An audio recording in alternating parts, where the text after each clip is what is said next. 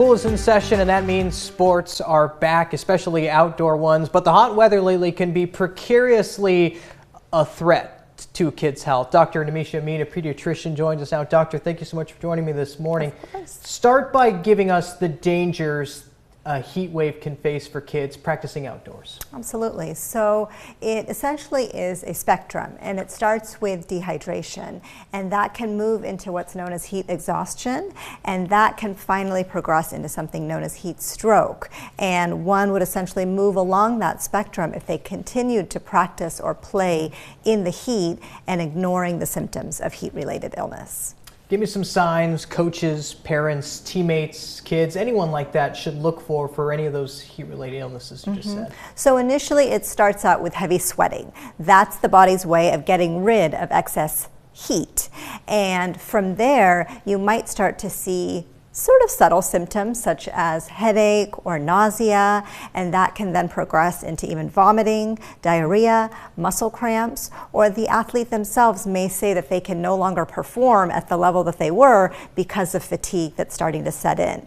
And again, if all of those symptoms get ignored and they continue to play, that's when more serious symptoms might set in. Now, instead of their skin feeling kind of cool and clammy from that sweat, it's suddenly very hot and dry because their body is no longer able to get rid of that extra heat. You may find that they are disoriented or confused when you ask them questions. Their heart rate might go up, their breathing rate might go up, and ultimately you may even see seizures or that they lose consciousness. Obviously, water can help keep you hydrated, but what is a sweet spot for you? What's the perfect amount kids should have? So it kind of varies based on their size, what they're doing, and in what environment they're doing. And so for kids over the age of 5, a very rough estimate of how much they should be taking in terms of fluids is taking their weight in pounds and dividing that in half. That number in ounces is essentially what you want them to drink, total fluids, in a 24-hour period. Now that's going to go up substantially if we add in exercise, and particularly exercise in the heat. But at least it gives you a baseline of where to start. Let's talk electrolytes now. How important can those be to mitigating those heat-related illness effects? So typically, if you have a child who's exercising in high heat, moderate to intense levels of exercise, and over 60 minutes, having electrolytes added to their drink may actually help mitigate some of those symptoms. For kids who are having shorter practices, perhaps it's not as hot outside, or the intensity of the practice is not as high, many times they can get away with just cold water, and they can replace the electrolytes they've lost in their sweat through their next snack or meal. And there's a lot of drinks out there that are marketed towards athletes and kids as well. Liquid IV, Gatorade, Powerade, and they're all marketed as safe ways for you to stay hydrated and recover after workouts. What are your stance on them?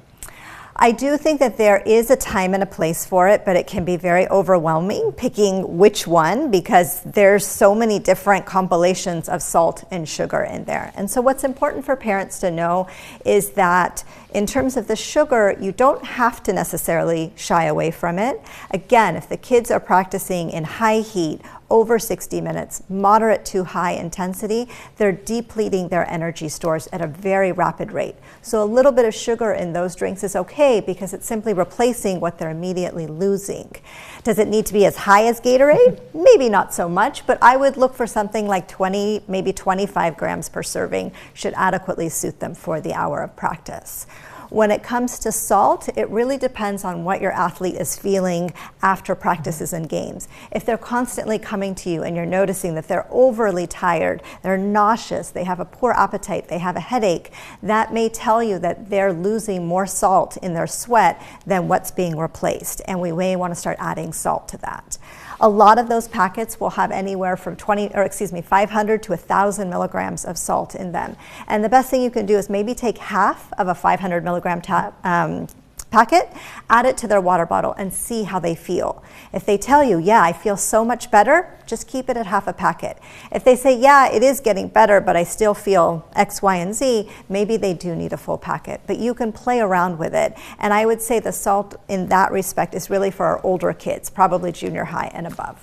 Pediatrician Dr. Namisha Amin talking about the dangers this heat is posing to Kern County. 100-degree temperatures coming up next week, so stay